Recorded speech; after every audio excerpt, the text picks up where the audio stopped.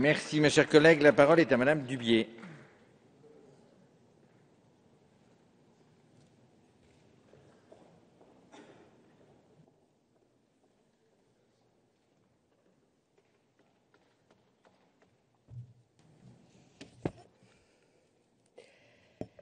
Monsieur le Président, Madame la Ministre, Monsieur le Président de la Commission des affaires économiques, Monsieur le rapporteur, Mesdames et Messieurs les députés, chers collègues.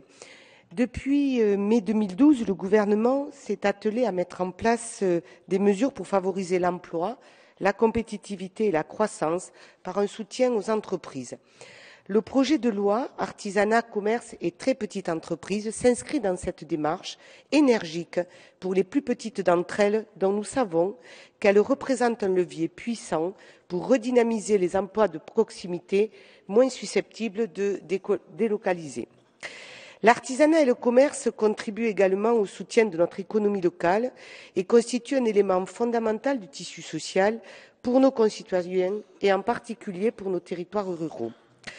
Nous ne le répéterons jamais assez, alors que nous assistons à une croissance fulgurante du commerce en ligne, ces centaines de milliers de très petites entreprises jouent un rôle économique et social indispensable pour dynamiser les zones rurales et les quartiers en difficulté, pour préserver le vivre ensemble et transmettre des valeurs de convivialité et de travail alliant rigueur et initiative. Ces secteurs permettent également d'offrir des perspectives avec une formation et un métier à nos jeunes en leur donnant les moyens de s'insérer dans le monde du travail par l'acquisition de véritables savoir-faire. Face à la crise économique qu'ils subissent de plein fouet, face au développement des nouveaux modes de consommation et aux mutations économiques à l'œuvre, nos artisans, nos commerçants et nos TPE ont besoin d'un cadre juridique modernisé. Ce projet de loi traduit les engagements du gouvernement annoncés dans le pacte pour l'artisanat de janvier 2013 et dans le plan d'action pour le commerce de juin 2013. Vous le savez, Madame la Ministre, la réforme que vous nous présentez est très attendue. Entre le commerce, l'artisanat et les TPE, ce texte concerne directement 3,4 millions d'entreprises et 7 millions de salariés. Tout cela représente 2 000 milliards d'euros de chiffre d'affaires, soit 25% de notre produit intérieur brut. Si l'on ne peut que regretter l'usage de la procédure accélérée, nous savons qu'il y a urgence à légiférer et j'espère que ce projet de loi pourra être promulgué dans les tout prochains mois. Enfin, avant d'entrer dans le détail du texte, je tenais, Madame la Ministre, à relayer les commentaires très positifs que nous avons entendus lors des auditions.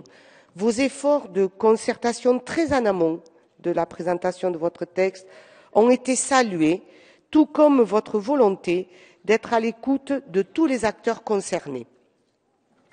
Le texte que vous nous présentez s'articule autour de 4 objectifs que les députés du groupe 2RDP approuvent pleinement. Dynamiser les commerces du centre-ville en améliorant l'équilibre des relations propriétaires-locataires pour les baux commerciaux, promouvoir la qualité et les savoir-faire de nos artisans par la reconnaissance des entreprises artisanales et la clarification du statut d'artisan, favoriser l'essor harmonieux des TPE par la consolidation d'un parcours entrepreneurial plus simple, plus équitable, avec un régime unique pour la micro-entreprise. Moderniser les leviers de l'intervention de la puissance publique sur l'urbanisme commercial en adéquation avec les besoins des territoires pour favoriser la proximité et la diversité de l'offre commerciale. Au sujet des baux commerciaux, le projet de loi propose de corriger certaines injustices pour parvenir à des relations plus équitables pour les locataires. Les loyers des entreprises ont augmenté de 8% ces 4 dernières années et les charges locatives s'alourdissent progressivement. Elles représentent parfois plus de 30% du loyer. Pour lutter contre cette tendance, le texte contient des mesures utiles et d'abord l'indexation obligatoire des loyers à un indice corrélé à l'activité des commerces et à la variation de prix, l'indice des loyers commerciaux et non plus l'indice du coût de la construction. Dans les situations où le bailleur décide de déplafonner le loyer, comme dans le cas des améliorations significatives de l'environnement commercial, vous avez décidé de lisser la hausse sur plusieurs années avec une limite fixée à 10% par an. Et c'est une bonne mesure. Enfin, les baux commerciaux vont être modernisés grâce à une amélioration de la transparence et de l'équité entre les parties. Avec un état des lieux contradictoire, avec un inventaire des charges et des impôts, avec le renforcement des procédures de conciliation et de médiation, et enfin avec l'instauration d'un droit de préférence pour le locataire, comme c'est la règle dans les baux d'habitation, le projet de loi va renouveler le droit des baux commerciaux en l'adaptant aux évolutions économiques. Dans la perspective d'une modernisation de l'encadrement législatif des entreprises, le projet de loi propose la rénovation des outils et des procédures de la puissance publique.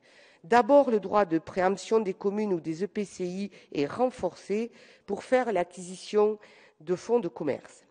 Ensuite, le FISAC est réformé pour mettre fin aux abus constatés et se consacrer sur l'outil commercial ou artisanal avec un système d'attribution organisé par un appel à projets au niveau national. Enfin, l'urbanisme commercial est repensé avec une amélioration de la représentation des élus dans les commissions départementales d'aménagement commercial et une modernisation du fonctionnement de la Commission nationale. D'un côté, les porteurs de projets bénéficieront de plus de lisibilité, ils auront des procédures simplifiées et raccourcies et les recours dilatoires seront limités par un encadrement strict. En retour, ils seront incités à améliorer leurs projets par l'inscription dans la loi de critères d'évaluation pour promouvoir le développement durable, la diversification des commerces et des enseignes, mais aussi la protection des consommateurs. Avec ce dernier critère, nous donnons aussi les moyens aux commissions départementales et nationales d'encourager l'équilibre commercial entre centre et périphérie. Nous assistons presque tous ici, impuissants depuis des années, à l'affaissement de nos centres-villes et de nos bourgs sans réponse efficace pour leur revitalisation. En complément des mesures sur les baux commerciaux, sur l'exercice du droit de préemption pour les communes et les EPCI, le projet de loi renforcera aussi le maintien de commerçants indépendants en centre-ville, la diversité de l'offre commerciale et le lien social indispensable au dynamisme de nos territoires. Concernant les TPE, l'objectif des mesures prévues est de simplifier la libre entreprise de tous ceux qui veulent se lancer, de favoriser la libération des énergies créatrices tout en préservant des impératifs de transparence, d'équité et de protection des consommateurs.